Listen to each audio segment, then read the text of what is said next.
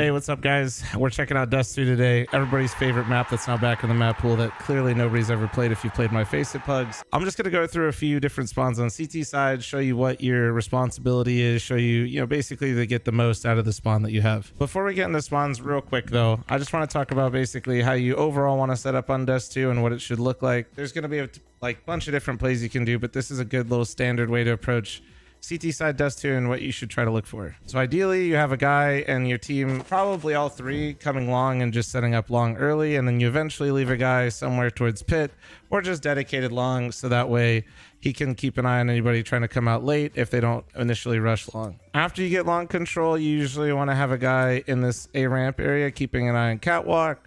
Maybe he hangs out goose or sight or off angles somewhere, but your overall responsibility is making sure you don't have anybody flying up the catwalk and being ready for anybody to come up when they do. And then you're gonna have a guy after getting long control just kind of slip into CT here. Ideally, obviously, if nobody's rushed anything, you're gonna kind of be the rotator. And this is probably the most important spot in this kind of setup, because you're trying to rotate and be in the correct position wherever the hit's coming in before it actually happens.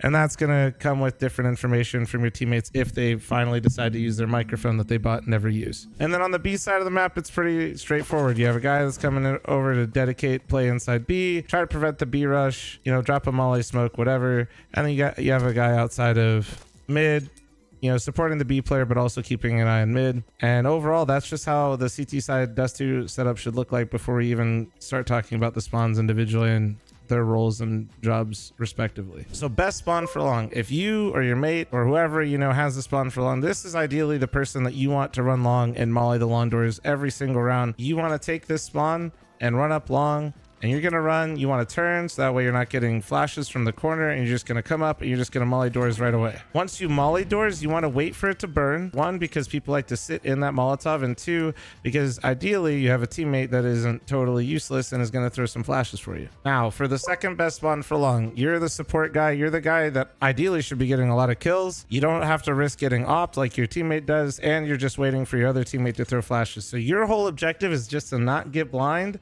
and to then try to fight with your teammates at long. So if you're the second best spawn, you're just going to want to run up long, and you have the easiest job in the world. You just sit here and you just run with your back turned, and you are literally just waiting for your teammate to throw flashes for you to swing after your teammate mollied doors and the flashes are coming in. Now, if you're really fancy and you want to impress your friends or your teammates and these guys keep running out long on you, when you get here, you can actually run here and then just bounce a Molotov off that wall. And when you do that, you're basically going to just get anybody running to blue, and that'll prevent them entirely from running out and having any sort of cover versus the flashes that your third teammate should ideally be throwing, that I'll show you in a second. You have like an aura? Yeah, it's real bad, dude. Just let me go You gonna molly it? You gonna molly it? Yeah. Nothing mid, dude. I'm so I'm Rushing mollying it. blue, wait.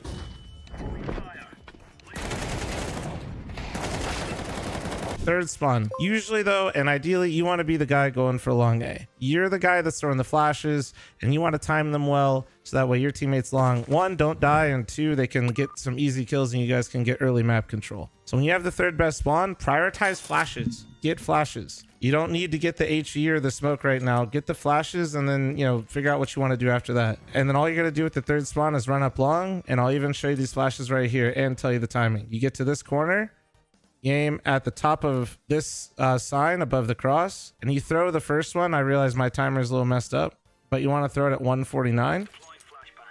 And then you just throw a second one while standing to the left. And what this does is anybody that's coming out of the doors, the first flash will pop high in the sky for anybody trying to hold your guy on the corner at 149 when he's coming around. And then if anybody runs outdoors, that second flash is when your teammates are going to be peeking, ideally catching the person trying to be greedy going to blue. Drop an extra flash at the corner. I want to save an HE for my rotate. Opping. Actually, I could just drop the nade there. Late flash. Up. One blue, two blue. there is no way. Let's get into the less sexy spawns here, the B spawns, the one that nobody wants. In this version of Dust 2, where mid's covered, you can get a little adventurous and maybe take some spawns into lower tunnels, especially if you find that teams are just kind of going long A over and over again. Let's do basics first. Basics, you are responsible for B. You're that guy. You're the guy where if they decide to rush B and you die in the first 15 seconds, it quite literally is all your fault. If you're the B guy, please, for the love of God, molly smoke. And if you can't afford it, that means you suck at money management and you better get an MP9 and get a molly smoke. And with the first spawn, you're going to want to cross. Now, little tip, I really would not recommend jumping the cross. They have to get a boost to be able to see you crossing these days on Dust 2. So just cross low and don't jump the cross. If the other guys decide to boost, tip the hat and say this map sucks and it's not your fault. So don't jump and then just come towards B and then use a molly or smoke. Molly or smoke is really dependent on what you like. Maybe you want to molly it and then smoke it yourself. Maybe you want to smoke it and get right in front of it. So if they try to rush, the flashes are going behind you. But in general, this is where you have a lot of your own creative freedom. Just remember, if you mess up, it's all your fault. Last and certainly not least, the fourth spawn. Your spawn sucks. Quite frankly, you can only make really bad decisions here. So try to minimize your losses as much as possible. And what I mean by that is sometimes there's going to be a B rush and you're going to be too far away. And sometimes they're going to fast cat and you're not going to see it. So you need to really be mindful of the timings that you're leaving open. And you need to yap a lot if you're in this spot. You need to come across and just basically, you know, cross with your B player. Hope nobody's being a rat and picks you on the cross because this map's great. Support your teammate. Maybe your teammate at B sucks and he bought an M4 and you saw that he has no utility for a B rush. So maybe you start B and molly for him because you make good financial decisions. That way you can sit here and support him and he's not getting initially rushed and the round isn't just lost in 5 or 10 seconds. Should your B player have bought the Molotov or the smoke? Probably. Did he not? It's a pug, so you're kind of, you know, shit out of luck. Constantly just trying to make sure that nobody's sneaking up cat early. Don't fully extend and look for top mid picks. You're not Nico, you're just gonna die. Support your B player early and then try to minimize and get as much information possible mid as you possibly can. If they smoke off Xbox, all good. Maybe play a little close right mid, listen for anybody coming lower tunnels.